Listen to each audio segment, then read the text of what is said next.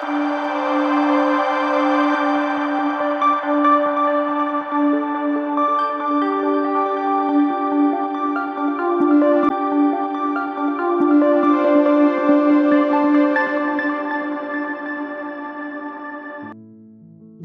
അതിപരിശുദ്ധ നാമം വാഴ്ത്തപ്പെടുമാറാകട്ടെ. ഇന്ന് വലിയ നോമ്പിന്റെ 11-ാം ദിവസം. ഇന്നത്തേക്ക് നിശ്ചയിച്ചിരിക്കുന്ന വേദഭാഗം എബ്രായർക്ക് എഴുതിയ ലേഖനം 9-ാം അധ്യായം 26 മുതൽ 28 വരെയുള്ള വാക്യങ്ങളാകുന്നു. യേശുവിന്റെ സ്വയയാഗം നിത്യമായ വീണ്ടെടുപ്പിനായി എന്ന ചിന്താവിഷയമാണ് നാം ധ്യാനിക്കുന്നത്. എബ്രായർ ലേഖനം പ്രധാനമായും ക്രിസ്തു വിശ്വാസത്തിൽ നിന്ന് യഹൂദ മതത്തിലേക്ക് മടങ്ങിപ്പോകാൻ ആഹ്വാനം ചെയ്ത വ്യക്തികൾക്ക് മറുപടിയായും ചില കാര്യങ്ങളുടെ വ്യക്തതയ്ക്കായും എഴുതപ്പെട്ട ലേഖനമാണ്. കർത്താവായ യേശുക്രിസ്തുവിന്റെ ത്യാഗപൂർണമായ മരണം, വീണ്ടെടുപ്പ് തുടങ്ങിയ സുപ്രധാനമായ സത്യങ്ങൾ സഭയെ വ്യക്തമാക്കി കൊടുക്കുക എന്നതായിരുന്നു ലക്ഷ്യം.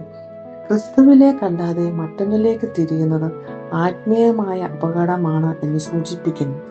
ക്രിസ്തുവിലൂടെ പഴയ നിയമക്രമങ്ങളായ പൗരോഹിത്യം, യാഗം, വിവിധ ആചാരങ്ങൾ എല്ലാം നിവൃത്തിയായി. അതുകൊണ്ട് ഇനി പഴയ രീതിയിലേക്കും വിശ്വാസത്തിലേക്കും മടങ്ങിപ്പോവാതെ ക്രിസ്തുവിൽ മാത്രമുള്ള രക്ഷ കണ്ടെത്തി ന്യായവിധിയിൽ നിന്നും രക്ഷപ്പെടുക എന്നാണ് അഭികാമ്യം.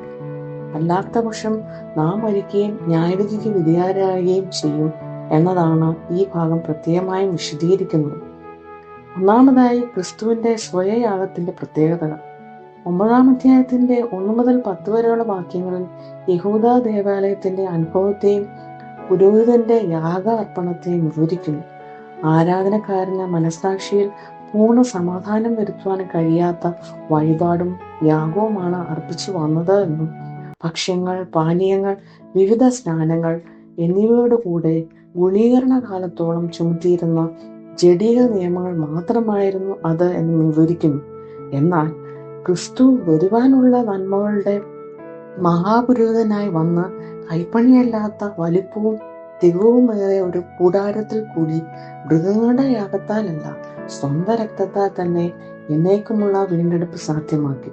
സ്വയ അർപ്പണത്തിലൂടെ ക്രിസ്തുവിന്റെ രക്തം നമ്മുടെ തെറ്റുകളെ പോക്കി ശുദ്ധീകരിക്കുന്നു. ന്യായപ്രമാണ പ്രകാരം സകലവും രക്തത്താൽ ശുദ്ധീകരിക്കപ്പെടുന്നു. രക്തം ചൊരിഞ്ഞിട്ടല്ലാതെ വിമോചനമില്ല എന്ന് വചനം പറയുന്നു. സ്വന്തം രക്തം കൊണ്ട് ഒരിക്കലായി ശുദ്ധീകരണത്തിന്റെ വലിയ സാധ്യതയാണ് ക്രിസ്തുവിന്റെ ത്യാഗം നമ്മുടെ മുമ്പിൽ തുറന്നു നൽകിയത്. രണ്ടാമതായി ക്രിസ്തുവിന്റെ പുനരാഗമനവും വിശ്വാസികളുടെ വീണ്ടെടുപ്പും.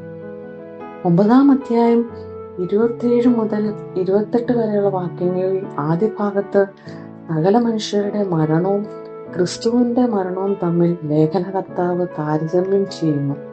മനുഷ്യന്റെ മരണം ഒരിക്കലായിട്ട് സംഭവിക്കുന്നതാണെങ്കിലും ക്രിസ്തുവിന്റെ മരണം അനേകരുടെ പാപങ്ങൾക്ക് വേണ്ടിയുള്ള ഒരിക്കലായുള്ള മരണമാണ്. മനുഷ്യർ ഒരിക്കൽ മരിക്കുന്നു, പിന്നെ ന്യായവിധി വരുന്നു. എന്നാൽ ക്രിസ്തു ഒരിക്കലായിട്ട് മരിച്ചു. എന്നാൽ അവന്റെ രണ്ടാം വരവ് ന്യായവിധിക്കല്ല, മറിച്ച് അവനെ പ്രത്യാശയോടെ കാത്തിരിക്കുന്നവരുടെ വീണ്ടെടുപ്പിനായിട്ട് ആയിരിക്കും.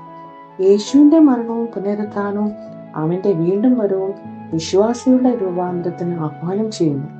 അതിലൂടെ അവർ കൃപയും സ്നേഹവും താഴ്മയും പ്രകടിപ്പിക്കുന്ന ഒരു ജീവിതം നയിക്കാൻ ദൈവം ആഗ്രഹിക്കുന്നു. ഇത് ബാഹ്യവും ആന്തരികവുമായുള്ള ജീവിതക്രമത്തിന് വഴിയൊരുക്കണം. അപ്പോഴാണ് വീണ്ടെടുപ്പ് സാധ്യമാകുന്നത്. യേശുവിന്റെ ഒരിക്കലായുള്ള യാഗം ലോകത്തിന്റെ പരിപൂർണമായ പാപമോചന യേശുവിൽ വിശ്വസിക്കുന്നവർക്ക് നിത്യജീവൻ വാഗ്ദാനം ചെയ്യുന്നു. ക്രിസ്തുവിലൂടെയുള്ള രക്ഷ ഉറപ്പ് സ്വീകരിക്കുകയും ഈ വലിയ സത്യം പ്രകടിപ്പിക്കുന്ന ഒരു ജീവിതം നയിക്കുവാൻ ചെയ്യുക എന്നതാണ് ഇന്നിന്റെ ആവശ്യകത. നമുക്ക് പ്രാർത്ഥിക്കാം. ദൈവമായ കർത്താവേ, യഥാർത്ഥമായ ശുദ്ധീകരണത്തിന്റെ അവസ്ഥയിലേക്ക് നാം ആയിത്തീരുവാനും യഥാർത്ഥ വീണ്ടെടുപ്പ് സാധ്യമാകുവാൻ ദൈവം നമ്മെ ഓരോരുത്തരെയും സഹായിക്കുമാറാകട്ടെ.